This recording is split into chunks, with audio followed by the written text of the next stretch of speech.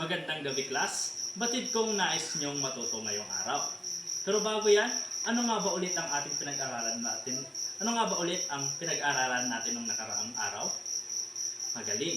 Ito ay patungkol sa ikalawang digmaang pandaigdig. Ngayon naman ay dumako naman tayo sa ating bagong talakay. Ito ay ang globalisasyon. Ano nga ba ang globalisasyon?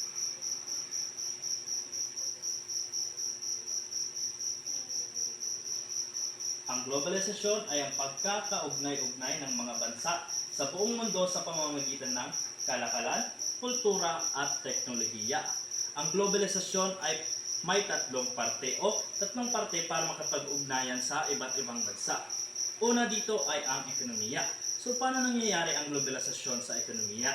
Isa na rito ay ang pagpapalitan natin ng produkto sa ibang bansa na mas madalas nang nangyayari ngayon. Pangalawa ay ang kultura, na kung saan nababago o naibabahagi ng ibang bansa ang kultura nila sa iba pang bansa. Isa pa dito ay ang paglaganap ng teknolohiya na kung saan dito ay mas napapadali na kung paano tayo makipag-ugnayan sa iba't ibang tao sa iba't ibang parte ng mundo. Again, ang globalisasyon ay nakapaloob lamang sa globalisasyon ang pakikipag-ugnayan ng mga bansa sa iba't iba pang bansa. Kaya tumako naman tayo sa sinabi ni siya ay si Ritzer. Sabi niya noong 2011, ang globalisasyon ay proseso ng mabilisang pagdaloy, paggalaw ng mga tao, bagay, impormasyon at produkto sa iba't ibang direksyon na nararanasan sa iba't ibang panig ng daigdig. Pati tayo, class, dito sa Pilipinas ay nararanasan din natin ang globalisasyon o na nangyayari din sa atin ang globalisasyon. Paano nangyayari ang globalisasyon dito sa Pilipinas? So, meron na tayo ditong teknolohiya na kung saan nakikipag o kahit nasa ibang bansa ang ating mga sa buhay o ang ating mga kilala ay nagkakaroon na tayo ng pagkikipag-ugnayan sa kanila gamit lamang ang teknolohiya. Isa pa rito ang sinabi ko nga kanina na nakikipagpalitan tayo ng produkto sa ibang bansa. Dagdag pa sa sinabi ni Ritzer about sa globalisasyon ay sinasalamin nito ang makabagong mekanismo upang higit na mapabilis ng tao ang ugnayan sa bawat isa. At itinuturing din ito bilang proseso ng integrasyon sa pagitan ng mga tao, kumpanya, bansa o maging sa samahang pandaigdig. Pandaigdig na pinagbilis ng kalakalang panlabas at pamumuhunan sa tulong ng teknolohiya at impormasyon. Dahil din sa globalisasyon, class, ay mas napapadali na natin ang makalaganap ng mga impormasyon. Halimbawa na lang natin dito ang nakaraan lang na nangyaring lindol sa ibang bansa na kung saan pati dito ay nababalitaan pa rin natin dahil sa impormasyon na dulot ng globalisasyon. Dahil dito nalalaman din natin, halimbawa na lang kung may kapamilya tayong naroon, malalaman natin kung ligtas sila dahil mas madali na o mas napapadali nilang ibigay ang impormasyon na kailangan nilang sabihin sa inyo. Dahil meron na tayong sa globalisasyon at ang paglaganap ng teknolohiya. So yun ang para kay Sir. Dito naman tayo sa sinabi ni Thomas Friedman. Para kay kung ihambing sa nagdaang panahon ang globalisasyon sa kasalukuyan ayon kay Thomas Friedman ay higit ng malawak, mabilis, mura, at malalim. Ayon sa kanyang aklat na pinamagatang The World is Flat na nilathana noong taong 2006. So sinasabi lamang ni Ritzer dahil sa pagbabago dahil ang globalisasyon ay nababago is mas napapabilis, mas napapalawak at mas napapalalim pa natin ang ugnayan natin sa iba't ibang bansa. Ito ang isa sa mga nakasulat sa aklat ni Thomas Friedman. Any job, blue or white collar, that can be broken down into a routine and transformed into bits and bytes can now be exported to other countries, where there is a rapidly increasing number of highly educated knowledge workers who will work for a small fraction of the salary of a comparable American worker. So sinasabi sinasabi lang naman dito ni Switzer that any job, blue or white collar, ay sinasabi niya na kaya na natin or nakakapagtrabaho na tayo sa ibang bansa. Nakakapagtrabaho na tayo sa iba't ibang bansa dahil sa tulong ng globalisasyon. At anumang bagay ay pwede mo ring i-transport or ibenta sa ibang bansa dahil na rin sa tulong ng globalisasyon. So may 5 perspektibo o pananaw tungkol sa kasaysayan at simula ng globalisasyon. Ang unang perspektibo ay ang natural na pagsulong ng tao. Ayon kay Nyan Chandra, ang globalisasyon ay tinuturing na isang likas na bahagi ng pag-unlad ng tao. Ito ay nagsimula sa pangunahing aktibidad ng tao tulad ng kalakalan, paglalakbay, at pagkalat ng mga ideya at pananampalataya. Ang paghahangad ng tao para sa mas magandang buhay ay nagtulak sa kanila na makipag-ugnayan sa iba pang mga tao at sa iba pang kultura. So sinasabi lamang ni Nyan Chandra na likas na sa ating mga tao na makipag-ugnayan sa iba. Dahil simula pa nung unang panahon ay meron nang nangyayaring palitan o meron nang nangyayaring globalisasyon. At naglalakbay-lakbay na rin ang mga tao noon para mapaganda pa kanila ang kanilang buhay. Isang halimbawa na lamang ng pagkipagkalakalan ay nangyari din noong unang panahon na kung saan ay wala pa silang pera. Ang ginagawa nila dito ay palitan ng mga produkto. Halimbawa, binigyan kita ng banga at ang ipapalit mo naman sa banga na binigay ko ay mga kagamitan din pangluto, subalit hindi ito banga. Kumbaga, ito ay palitan lamang ng mga gamit na hindi na ginagamitan ng pera.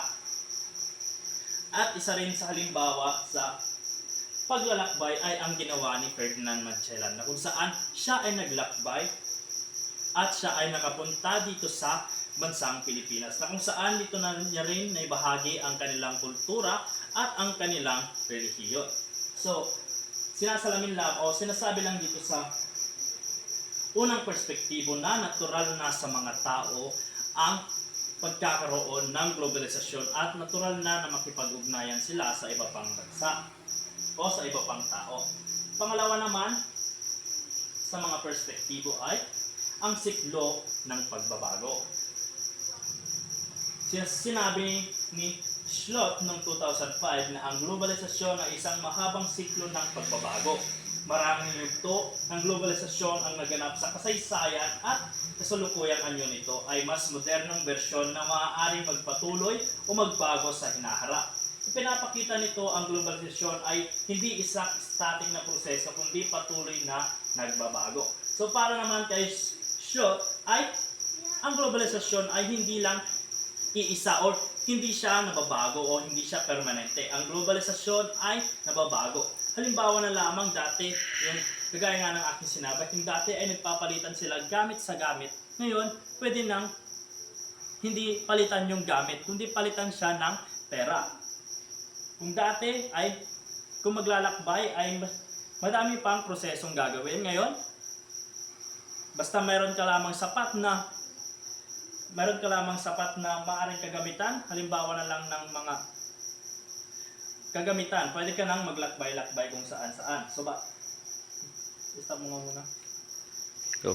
Kaya't sinasabi lamang dito na ang globalisasyon ay hindi permanente at patuloy itong nagbabago. Ang globalisasyon natin ngayon ay tinatawag na moderno, subalit maaari pa itong mapalitan o mabago. Ang pangatlong perspektibo naman ay ang mga makasaysayang pangyayari.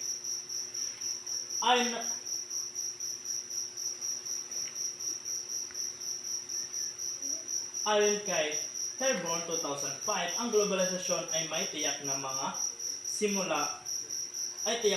nagsimula makaugat ng makasaysayang pangyayari. Halimbawa, ang pananakop ng Romano, paglaganap ng Kristiyanismo at ang paglalakbay ng mga Viking ay ilan sa mga kaganapan na nag-ambag ng pagsisimula ng globalisasyon. Ang mga pangyayaring ito ay nagbukas ng mga bagong ruta para sa kalakalan at interaksyon sa pagitan ng mga kultura. So para naman kay Terborn ay nangyari ang globalisasyon dahil sa kasaysayang nangyari, dahil na rin sa kuryosidad ng mga tao at gusto na rin nilang pagpapalawak ng kanilang kapangyarihan na kung saan sila ay naglakbay sa mundo para papalawak ang kanilang ninanais o ang kanilang kagustuhan. Dahil dito ay nagbukas ito ng ruta kung saan nangyari ang kung saan nangyayari na ang globalisasyon sa ngayon. Ang ika-4 naman ay ang pagsasakatuparan ng mga modernong globalisasyon. Ang ika-20 na siglo na pagkatapos ng ikalawang digmaang pandaigdig ay tinuturing na pangunahing panahon ng modernong globalisasyon.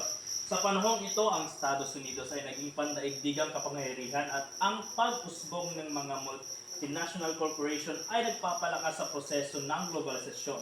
Ang mga pagbabagong ito ay nagbigay daan na mas malawak na interaksyon ng mga ekonomiya at ng kultura.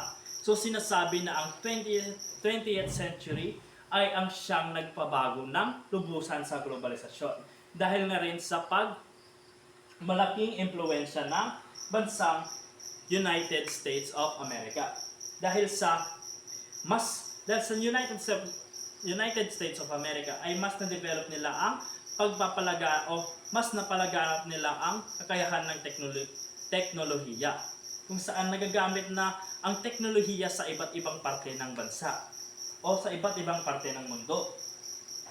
At isa rin sa naiambag ng ang mga Amerikano ay ang multinational corporation, na kung saan hindi lang sila nagbebenta ng mga produkto nila, na kung saan kumukuha din sila ng mga produkto ng mga ibang bansa at binabahagi ito sa iba't iba pang bansa.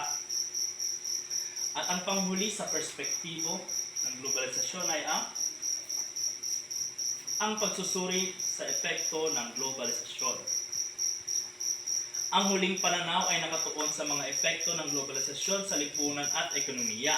Ang globalisasyon ay nagdulot ng mga pagbabago sa lokal na kultura, ekonomiya at politika, habang nagdadala ito ng mga benepisyo tulad ng mas murang produkto at mas malawak na access sa information, na nagdudulot din ito ng mga hamon tulad ng pag-aalala sa mga lokal na industriya at pagkakaiba ng yaman sa pagitan ng mga bansa. So sinasabi lamang na ang globalisasyon ay mayroong maganda at masamang epekto. Isa sa mga masamang epekto nito ay nababago ang kultura at identidad ng isang bansa dahil sa globalisasyon. Halimbawa na lamang ang nangyaring pananakop sa atin ng pagkokolonya sa atin ng mga Espanya. Dahil dito ay nahaluan na tayo ng kultura nila, na kung saan hindi na maaalis sa ating mga Pilipino na meron nang naibahagi ang bansang Spain na hanggang sa ngayon ay nagagawa natin na kultura nila. Ang maganda namang epekto nito ay mas napapadali nga ang pagkuha natin ng impormasyon at pag may kulang sa isang bansa na produkto ay maaari tayong bumili sa iba pang bansa. Ganon din sila sa atin. Halimbawa na lang dito, pag alam naman natin na kulang sa langis o kulang sa likas na langis ang bansang Pilipinas, na kung saan bumibili pa ang Pilipinas ng langis sa ibang bansa at siyang ginagamit natin sa transportasyon. Dahil na rin sa globalisasyon, ito ay mas napapadali natin ang ating pagkukuha ng mga langis na siyang nagagamit natin sa transportasyon. So lahat ng ang sinasabi lang naman ng 5 perspektibo ay ang globalisasyon ay ang pakikipag-ugnayan natin sa iba't ibang bansa. Sana naintindihan nyo ang ating tinalakay ngayong araw patungkol sa globalisasyon. Maraming salamat.